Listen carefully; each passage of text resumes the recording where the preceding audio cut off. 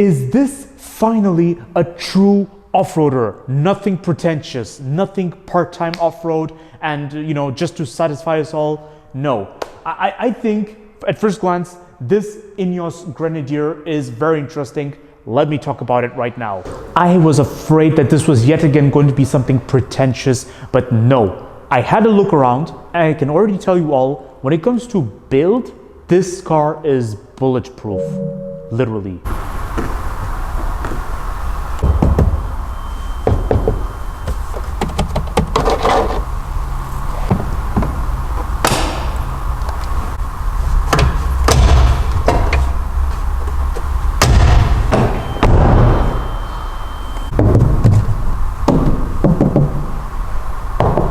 Now, I'm already going to tell you all, there's something very non-conventional about this INEOS Grenadier. It's not all pink roses though. Now, the back of this INEOS Grenadier is a two-door setting, but look at the way it opens. Traditionally, it's oftentimes the big door that opens first, then the small door gets to open.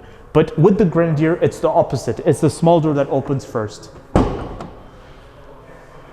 And then you can open the big door.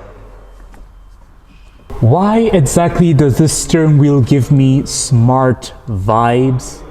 I mean, seriously, it looks like something I've seen on Smart before. And then this gear stick obviously comes from BMW. One big problem for me, I'm not comfortable with the fact that I'm constantly reminded it's powered by a BMW engine.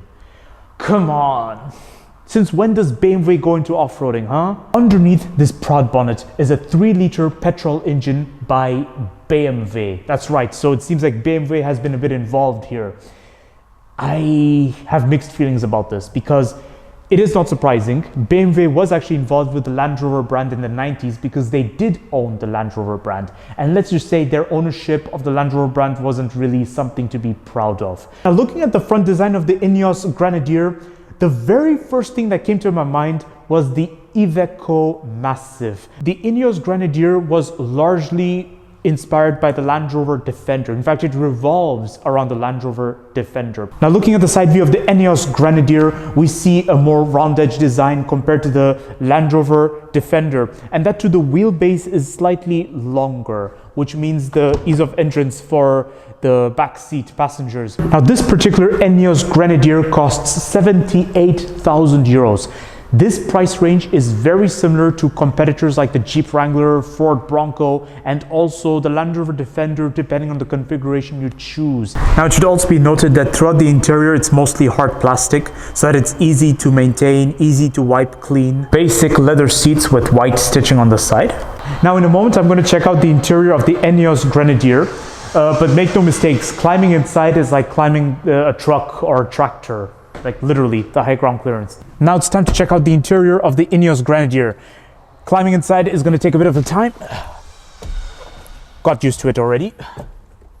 Now, my first impression is it's very much like the classic Land Rover Defender, how everything is at my reach. The door is close to me, but the classic Land Rover Defender had one big problem. The elbow space, my left elbow, it would always make contact with the driver windowsill. But for this time, it seems like there's a lot of space, although the windowsill is too close to me still, but I can just lean my arm onto the windowsill and get my hands on the steering wheel. That's good. Now, there's something quite interesting. Apparently, there's a little horn for cyclists. That's cute. I just wonder, where would you ever use this? Physical buttons just about everywhere had me thinking of a military vehicle, and that you get additional buttons just right above. This is like an airplane. I want to talk about seating adjustment first. So, you can move the seat up and down, which is good. You get this, okay, you can move the seat forward and backwards. It's all manual. There's no electric seating adjustment. And to adjust the back, it's buried between the B pillar and the driver's seat, so it takes a bit of effort. Forgot to check out the steering wheel as well. So, you can move it up, down, in and out. It's adjustable. It's good, easy to live with. And now we have to check out the practicality solution. So, 2 cup holders of fixed sizes that can hold my water bottle, but then for some reason, you get the rubber in there that gets in the way. So I cannot really put my bottle directly in there. I have to a bit struggle. And then you get this very shallow storage space right here, which I can only imagine what it could be used for. Maybe your coins. You get this central console storage, which has a 12-volt socket in there and a USB point. That's very good. Just one little problem is that this central console is so thick that it had me thinking there's something in there for storage. Why? And then also there's this glove box right here, which is very small, but I can imagine it's good for your manual, driver's manual. And then despite the SUV vibe, despite the 4x4 attempt right here, there's no glasses holder or anything. The door bin can fit my water bottle properly, but it's not a very big long pocket. Despite all the buttons being laid out proudly right here, why did INEOS insist on having no instrument cluster right there almost? Like all you get is lightings, like literally. Check this out. It's like Christmas all over again almost. Instead, your speedometer is right here. But wouldn't it be nice to have a detailed instrument cluster right there? Now, the infotainment system is very good. It's very engaging. In fact, I'm not entirely sure if it's a reference to an existing car manufacturer, if this was done indigenously by INEOS. Now, if you look at all those buttons carefully, all of them here are for climate control, except this one, which is for your media volume. And then this one is for your start-stop. The buttons over here are for off-road controls, really. You even get wading, off-road mode, axle differential locks, and then wow, additional controls. They were very serious. This is like a military vehicle. And then over to the rear, you get the cargo space. This cargo space can be very ideal for your pets. You get to open the rear windows, and that too, everything is hard plastic, and you can always choose to have the coverings to make your pet more comfortable. It's very good. And then I assume underneath this you get some additional storage space, or you can always remove this mat right here. It's oh, additional storage space, I see. You also get tether points, like one up there, and then you get this handle right here, which is connected to this cage. That's good for utility purposes.